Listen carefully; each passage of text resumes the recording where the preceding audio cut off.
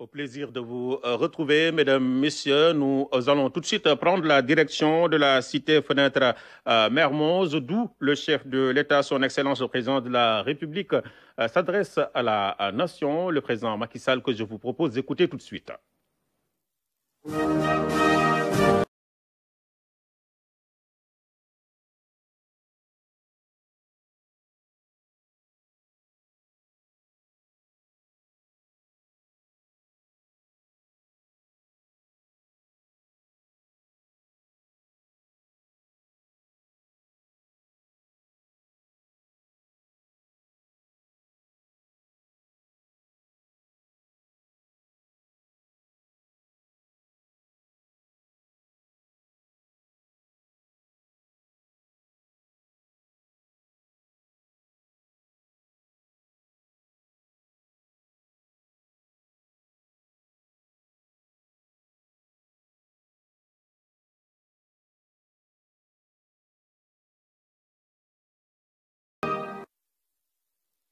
Mes chers compatriotes, en raison du confinement qui ne me permet pas d'accueillir, je m'adresse à vous ce soir par visioconférence.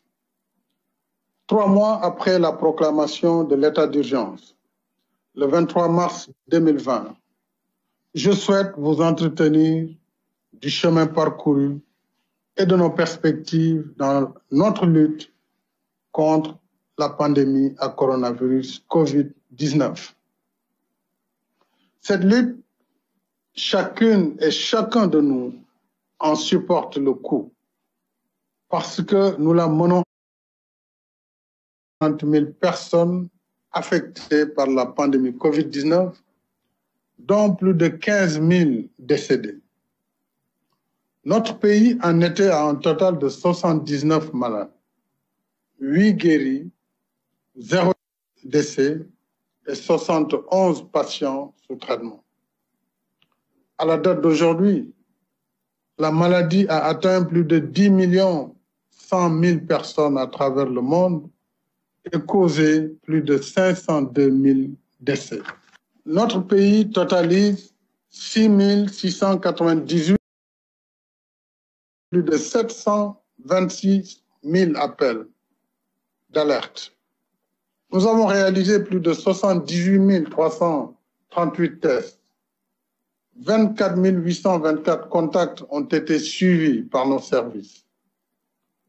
Le taux de létalité au Sénégal est de 1,5% contre une moyenne africaine de 2,5% et de 5,2% au niveau mondial.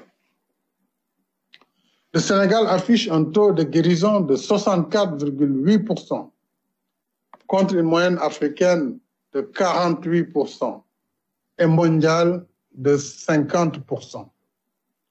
À l'échelle nationale, les statistiques montrent que les principaux foyers de la pandémie sont essentiellement localisés dans les régions de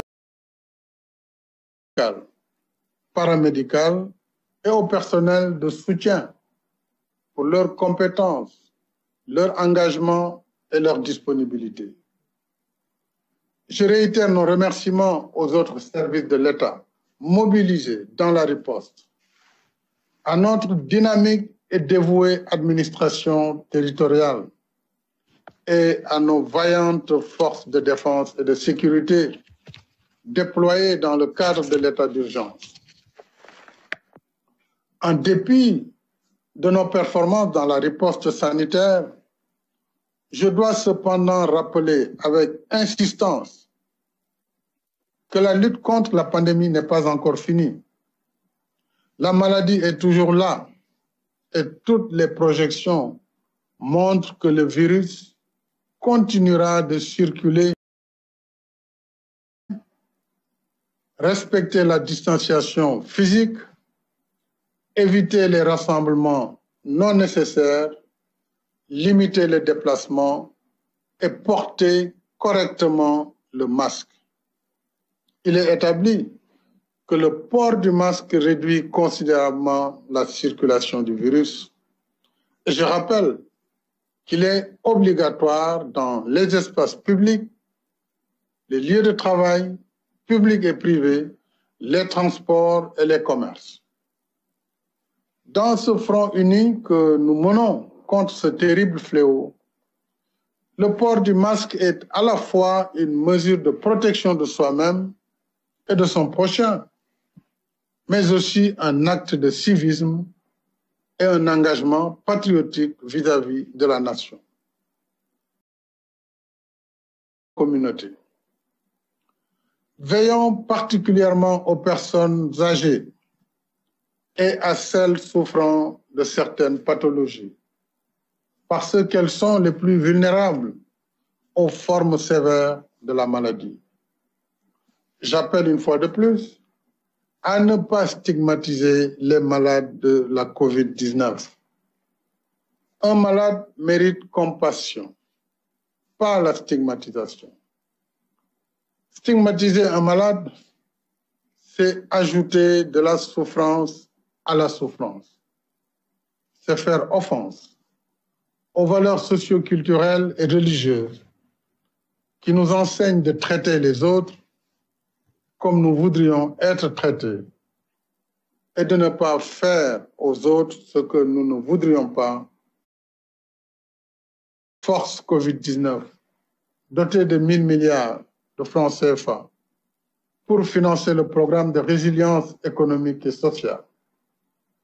Ce programme qui vise à renforcer nos systèmes de santé et soutenir nos ménages, notre diaspora, nos entreprises et les salariés est en cours d'exécution.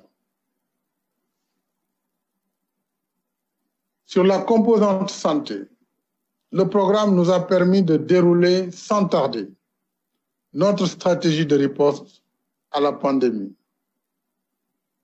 par l'achat massif d'équipements et de produits médicaux, le relèvement substantiel du plateau sanitaire existant, l'aménagement et l'équipement de nouvelles structures de traitement des épidémies, soit